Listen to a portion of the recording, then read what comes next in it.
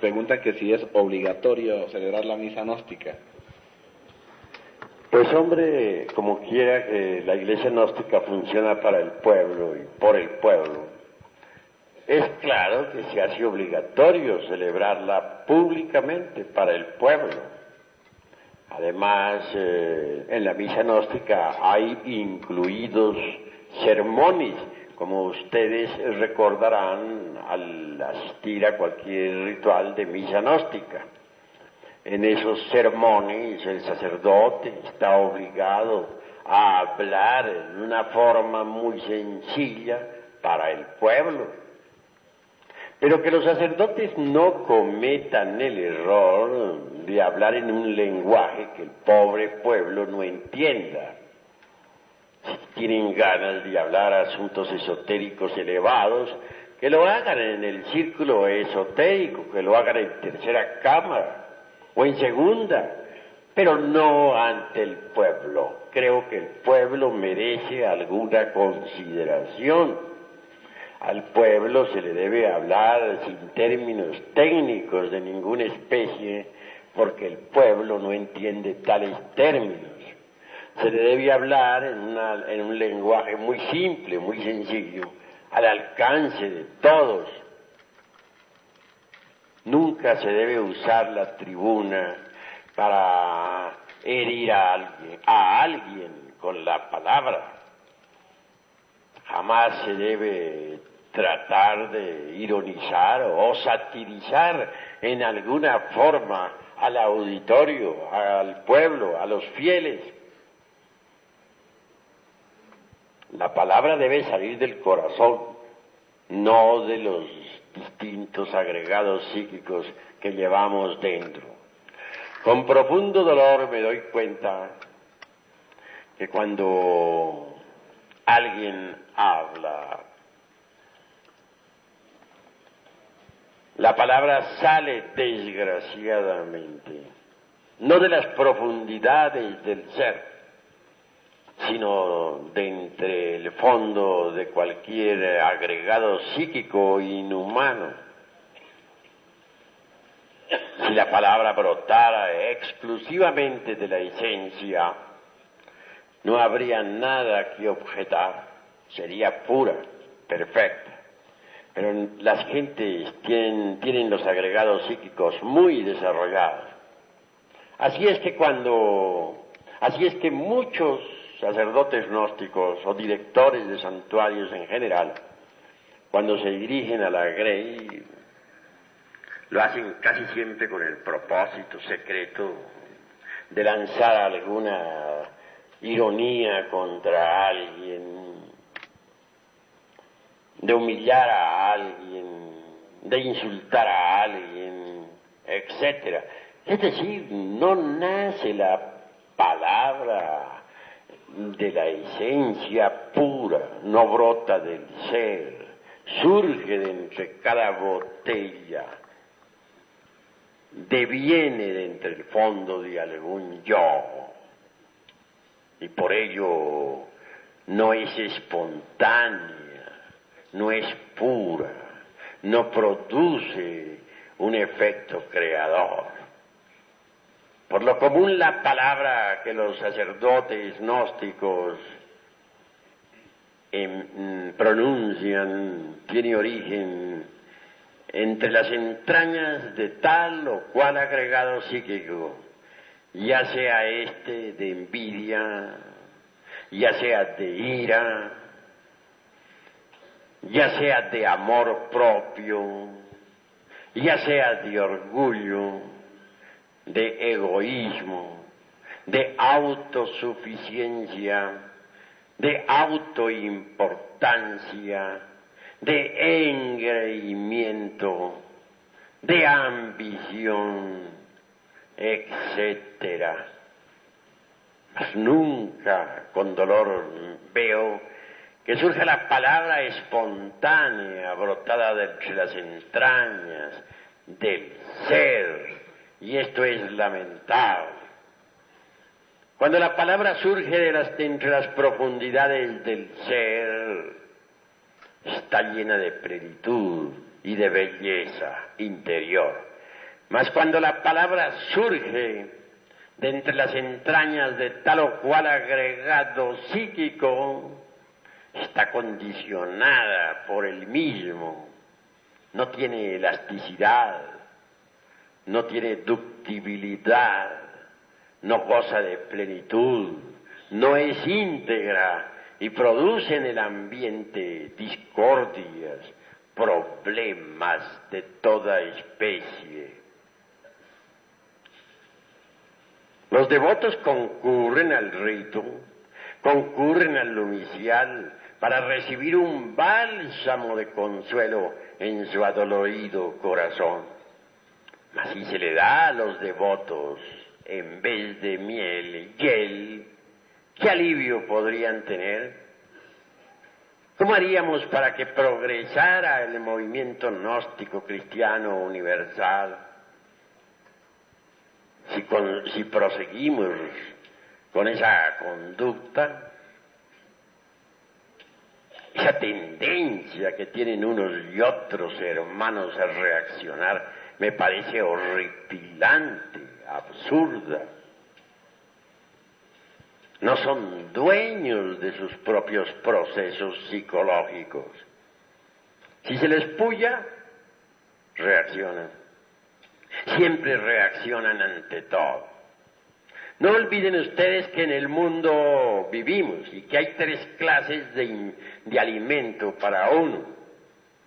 El primer alimento, ya lo conocen ustedes, la comida. Es el menos importante, parece increíble, pero así es. Prueba de que es el menos importante es que uno puede vivir sin comer muchas veces hasta un mes. Mahatma Gandhi duraba hasta 3 meses sin comer. Este alimento entra por la boca y va al estómago. La segunda clase de alimento es el aire, la respiración. Se relaciona con las fosas nasales y los pulmones. Difícilmente podríamos vivir siquiera 4 o 3 minutos sin respirar. La gente dura normalmente 1 minuto sin respirar y luego viene un síncope. Gracias a un entrenamiento, por ejemplo, podría uno llegar hasta 2 y 3 minutos, o a 4, que ya sería el máximo de los máximos. Pero son pocos, ¿no? O raros los que llegan a poder vivir 4 minutos sin respirar. Esto nos está indicando que el segundo alimento es todavía más importante que el primer alimento. Por último viene el tercer alimento, que es aún más importante. Quiero referirme en forma enfática a las impresiones. Si la comida no lograra impresionar el organismo humano, pues jamás nos alimentaríamos, no funcionaría el óvulo intestinal, el estómago en general, moriríamos. Si el aire no lograra impresionar los pulmones y la sangre, pues de nada serviría el aire. Así, mis queridos hermanos, este tercer alimento es más importante porque nadie podría existir, ni siquiera un solo segundo, sin el alimento de las impresiones. Ahora bien, todo alimento necesita pasar por una transformación. El alimento relacionado con el estómago, o sea, la alimentación, necesita pasar por una transformación. Esta transformación es factible gracias al sistema digestivo. El alimento relacionado con la respiración tiene como vehículo de transformación a los pulmones.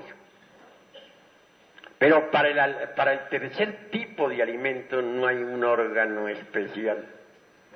No hay estómago ni hay pulmones que valgan. Hay que crear ese tercer órgano. Todo lo que nos llega a la mente viene en forma de impresiones. Ustedes me están escuchando aquí, ven un hombre que les está hablando a través de un micrófono, y esto todo es un conjunto de impresiones que llega a la mente. Todas las aventuras de la vida, todas las emociones y pasiones, todo lo que nos rodea llega a nosotros en forma de impresiones. El aire se transforma mediante los pulmones. La comida se transforma mediante el estómago. Y aire y comida se convierten en principios vitales para el organismo. Desgraciadamente las impresiones no se transforman. Quedan en la mente sin digerir. Las impresiones sin digerir se convierten en nuevos agregados psíquicos, es decir, en nuevos yoes, y eso es gravísimo. Hay que digerir las impresiones. ¿Cómo? Reflexionemos un poco. Mediante la conciencia superlativa del ser. Normalmente las impresiones llegan a la mente y la mente reacciona sobre las impresiones. Si alguien nos insulta, reaccionamos con ganas de vengarnos. Si alguien nos ofrece una copa de vino, reaccionamos con ganas de beber. Si una persona del sexo opuesto nos tienta, pues sentimos ganas de fornicar. Pero siempre reaccionamos ante los impactos del mundo exterior, y eso es muy grave. En las asambleas he visto cómo se hieren los hermanos unos a otros. Uno dice una palabra y el que se siente aludido reacciona violentamente diciendo una peor. A veces lo que dice no es demasiado grosero, se vuelve sutil, muy decente y acompañado de una sonrisa, pero en el fondo lleva el veneno espantoso de la reacción violenta. No hay amor entre los hermanos. Se han olvidado de su propio ser y solo viven en el mundo del ego, en el mundo de las reacciones. Cuando uno se olvida de su propio ser, reacciona violentamente. Si uno se olvida de su propio ser en presencia de una botella de vino, resulta borracho. Si uno se olvida de su propio ser en presencia de una persona del sexo opuesto, resulta fornicando. Si uno se olvida de su propio ser interior profundo en presencia de un insultador, resulta insultando. Lo más grave en la vida es olvidarse de sí mismo. Así que es necesario transformar las impresiones, y eso solamente es posible interponiendo entre las diversas vibraciones del mundo exterior y la mente, la propia conciencia. Cuando uno interpone entre las impresiones y la mente eso que se llama conciencia, es obvio que las impresiones se transforman en fuerzas y poderes de orden superior. Normalmente las impresiones están constituidas por un hidrógeno muy pesado, el hidrógeno 48. Cuando uno interpone entre las impresiones y la mente la conciencia, el hidrógeno 48 se transforma en 24, que sirve para el alimento del cuerpo astral. A su vez, el excedente del 24 se transforma en hidrógeno 12, que sirve para el alimento del cuerpo mental. Y por último, el hidrógeno 12, el excedente, repito, se transforma en hidrógeno 6, que sirve para el alimento del cuerpo causal. Pero si uno no transforma las impresiones, estas se convierten en nuevos agregados psíquicos, en nuevos yoes. Así que debemos transformar las impresiones mediante la conciencia. Es muy fácil interponer la conciencia entre la mente y las impresiones, entre las impresiones y la mente. Para recibir las impresiones con la conciencia y no con la mente, solo se necesita no olvidarnos de sí mismos en un instante dado. Si alguien en cualquier momento nos está hiriendo con la palabra, no debemos olvidarnos de nuestro propio ser. No debemos permitir que la mente reaccione. No debemos permitir que intervenga el mí mismo, el amor propio, el orgullo, el engreimiento, etc. En esos instantes solo el ser debe estar en nosotros. Debemos estar concentrados en el ser para que sea el ser, la conciencia superlativa del ser, la que reciba las impresiones y las digiera correctamente. Así se evitan esas horripilantes reacciones que todos unos y otros tienen ante los impactos procedentes del mundo exterior. Así se transforman completamente las impresiones y transformadas esas impresiones en fuerzas superiores nos desarrollan maravillosamente. Amigos, repito, que los sacerdotes no vuelvan a cometer el error de reaccionar violentamente contra el prójimo, que los directores, que los misioneros cancelen de una vez esa horripilante tendencia que tienen a reaccionar. Si alguien dice algo, que lo diga, pero ¿por qué tiene que reaccionar su vecino? Cada cual es libre de decir lo que quiera. En cuanto a mí atañe, afirmo lo que tengo que afirmar. Y si alguien me refuta, si dice lo contrario en una plática dada sobre algún problema que tenemos, me limito a guardar silencio. Ya dije y eso es todo. ¿Por qué de querer en cuestiones privadas imponer mi concepto a la fuerza? Eso es absurdo. Eso de querer nuestra opinión o imponer nuestra opinión a la brava no es sino el resultado de las reacciones. Es la reacción misma del ego, de la mente. Y resulta abominable ese proceder que ha formado terribles problemas en todo el movimiento gnóstico internacional.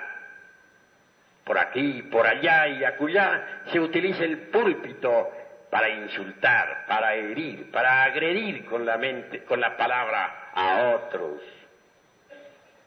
Y todo eso está produciendo confusión en el movimiento gnóstico internacional. Hasta aquí mis palabras.